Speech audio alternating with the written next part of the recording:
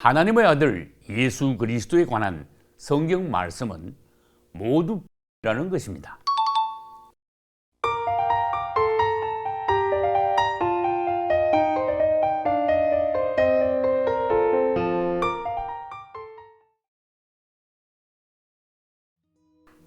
종말에 대한 예수님의 놀라운 예언의 말씀 중 하나는 하나님의 복음이 땅 끝까지 전파될 것이라는 것입니다.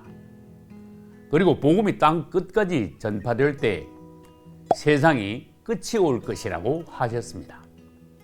이 천국 복음이 모든 민족에게 증거되기 위하여 온 세상에 전파되리니 그제야 끝이 오리라.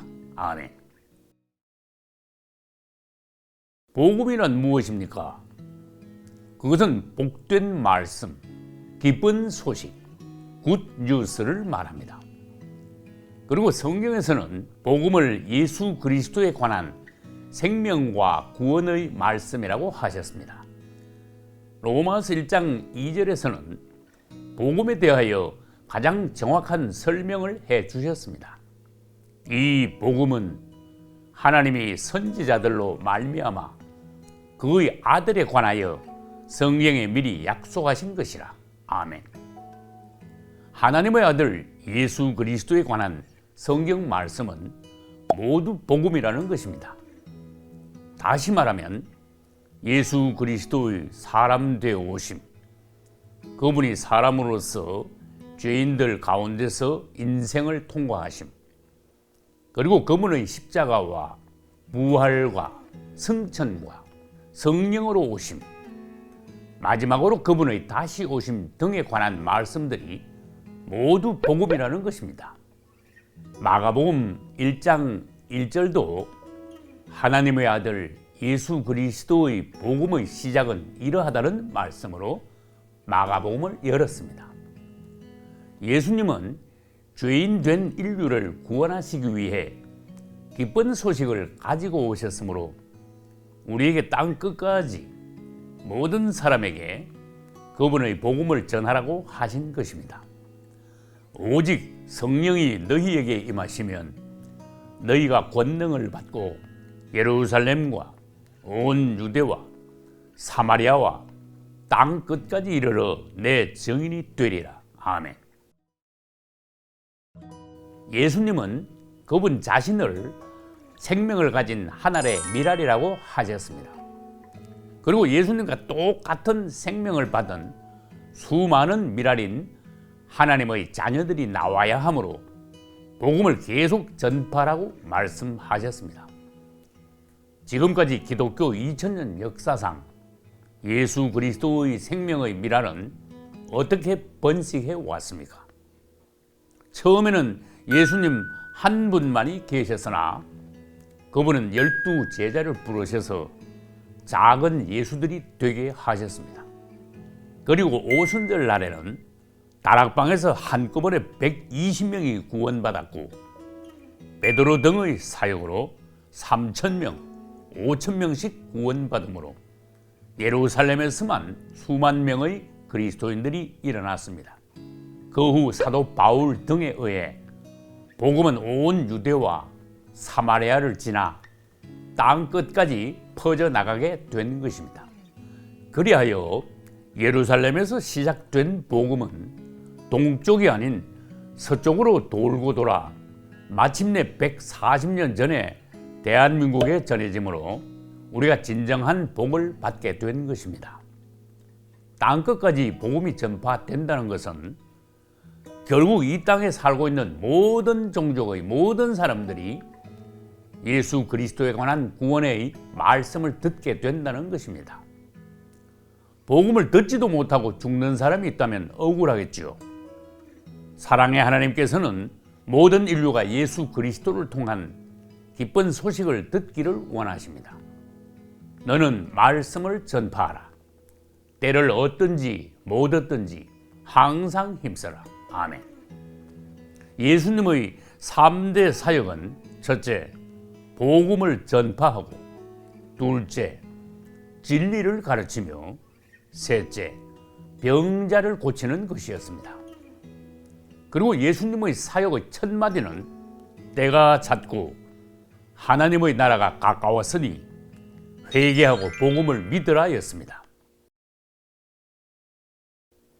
예수님의 명에 따라 초대교회 때부터 제자들은 열심히 복음을 전했습니다.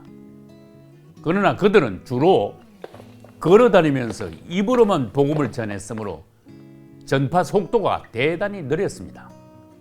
그들에게는 예수를 전하면서도 전도지나 성경책도 없었습니다. 1883년경부터 우리나라의 첫 선교사로 토마스, 아펜젤러, 언더우드 등이 들어왔을 때도 당연히 그들의 손에는 한글 성경이나 전도지가 없었습니다.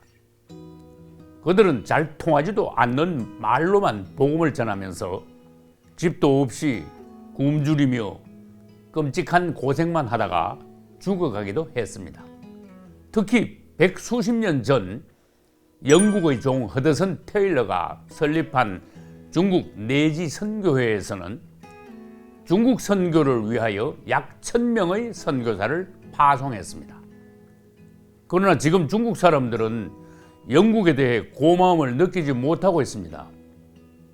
더구나 중국은 지금도 북한처럼 기독교 복음 전파나 교회 설립을 금지하고 있으므로 하나님께서 보시기에는 복받지 못한 나라입니다. 저도 목회 초기에는 전도지를 수천 장씩 인쇄하여 부지런히 뿌리고 다녔습니다. 그러나 그 뒤에 카세트 테이프라는 것이 나왔습니다. 저는 카세트 공테이프와 고속 복사기를 3대를 구입하여 설교 말씀과 간증과 찬양 등을 부지런히 복사하여 결국 수만 개를 배포하였습니다.